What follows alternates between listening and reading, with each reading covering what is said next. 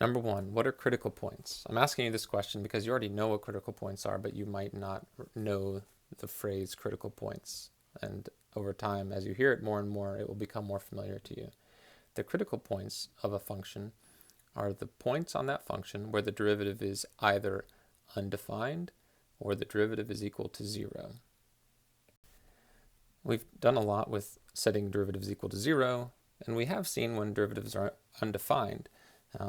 Both of those are critical points. Number two, the graph of a function is shown. At what x values does the function have critical points? This is a point where the slope is at an instantaneous moment equal to 0, and here, and here. X equals -1, x equals 0, x equals +1. Before I move on, I want to point out that the critical points occur between places where the function is either increasing or decreasing. They occur when the slope of the graph is momentarily equal to 0. If you look at this part, this is an increasing part of the graph, and then right here it has a horizontal tangent line. The slope would be 0. Here it is decreasing, and then here it's decreasing, but in between, for a moment, the slope is 0. There would be a horizontal section at that point. Right here, it's horizontal before starting to increase. So a critical point can occur at a relative maximum, a relative minimum, or a point where it is just momentarily stopped increasing or decreasing. Number three, I'm asking the same question, find the critical points, but I'm just showing you different types of functions. The easiest point to find its critical point is right here because it's easy to see that it's a relative maximum. The function has a relative maximum, so the slope at that point is 0 for a moment. There are two other critical points, though, and I want to zoom in on this function so we can really see clearly. A function has a defined slope when it is smooth and continuous. So there's a slope here, a slope here, a slope here, a slope here. There's a slope here. The slope is increasing, getting smaller and smaller, and then it's 0, and then decreasing. Right here, though, the slope is negative and steep, and then we jump over and it's positive and steep. There's a jump from the slope being negative and steep to all of a sudden positive and steep. There is no smooth transition between that. That is called a cusp. Over here, there's also a cusp. The function looks like it's bouncing. It looks pointy. So when the function looks pointy like that, that's a sign that we have a critical point.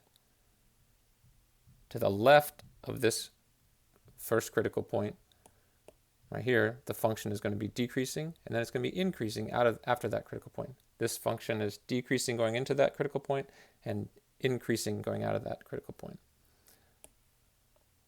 I'll zoom out, look over at the function shown in part B. The easy critical point to find is going to be, again, a relative maximum. The more difficult critical point is this vertical dash line and this vertical dash line. There are critical points when x equals 0 and when x equals 4 because the derivative of the function is undefined. And that is a criteria that determines a critical point as well.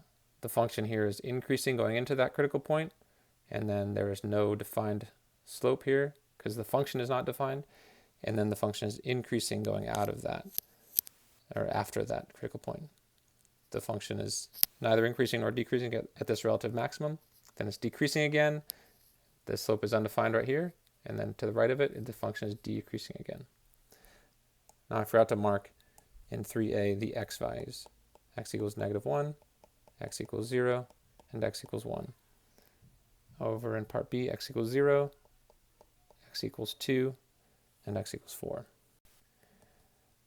Moving down to number 4. What are inflection points?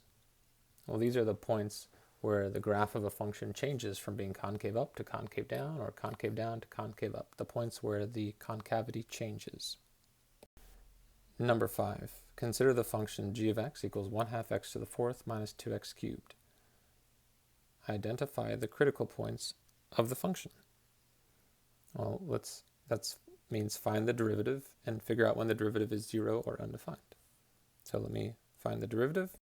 Now that I have the derivative, since this derivative is a polynomial, there is no x value for which it will be undefined, so I can then find the x values for which it is equal to 0. You can see in my work here that when I set it equal to 0, I can factor out a common factor of 2x squared, and then I have a factor of x minus 3. When you make 2x squared equals 0, x would equal 0.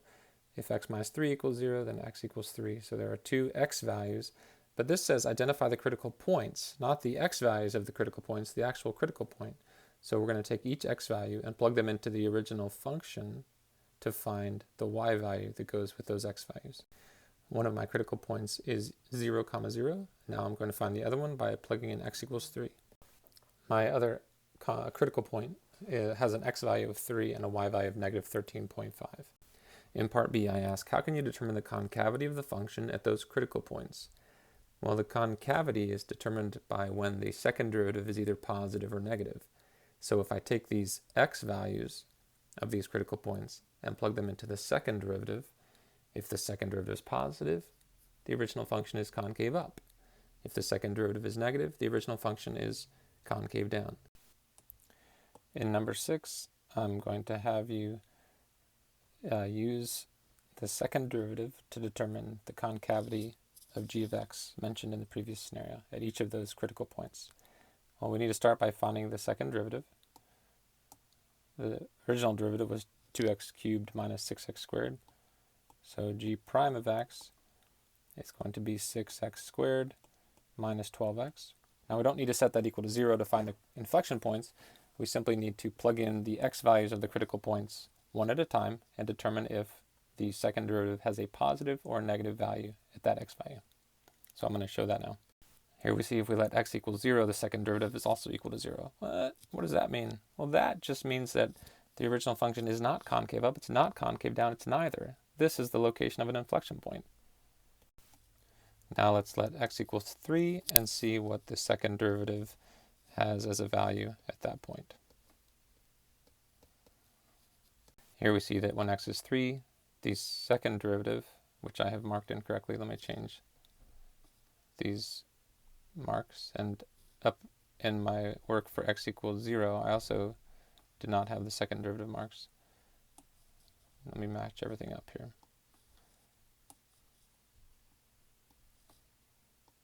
All right, now my notation is matching. When x is 3, the second derivative is positive, so that means the original function is concave up. Moving on to number 7. In number 7, I give you the graph of the derivative and ask you to find the interval or intervals on which f of x is concave up. The original function is concave up when its derivative is increasing. So we want to mark those increasing sections. In part A, the function is increasing in this red section and increasing in this other red section. In part B, the function is level and then it drops, and then there's a vertical asymptote, and then it's increasing and it levels off, but we're going to assume that it just gradually levels off and doesn't actually equal 0 here. So I've marked the increasing sections in red, and those are the points where the intervals where the original function is concave up. So I'll write those intervals down. In number 8, use the graph of the derivative to identify the x value of the inflection points for the functions in the previous scenario. So we're looking at inflection points, which are when the derivative is neither increasing nor decreasing. I'll use blue to mark that. There's a point where the derivative changes from increasing to decreasing. There's a point where the derivative changes from increasing to decreasing. And here, the derivative changes from increasing to decreasing. In part B, it's a little more challenging. We see the derivative is decreasing all the way up to x equals 1, and then it's increasing after that. So it changes from decreasing to increasing at x equals 1. So x equals 1 is the location of the inflection point in part B. In part A, there are multiple x values, 1.52, 3.994, and 6.8.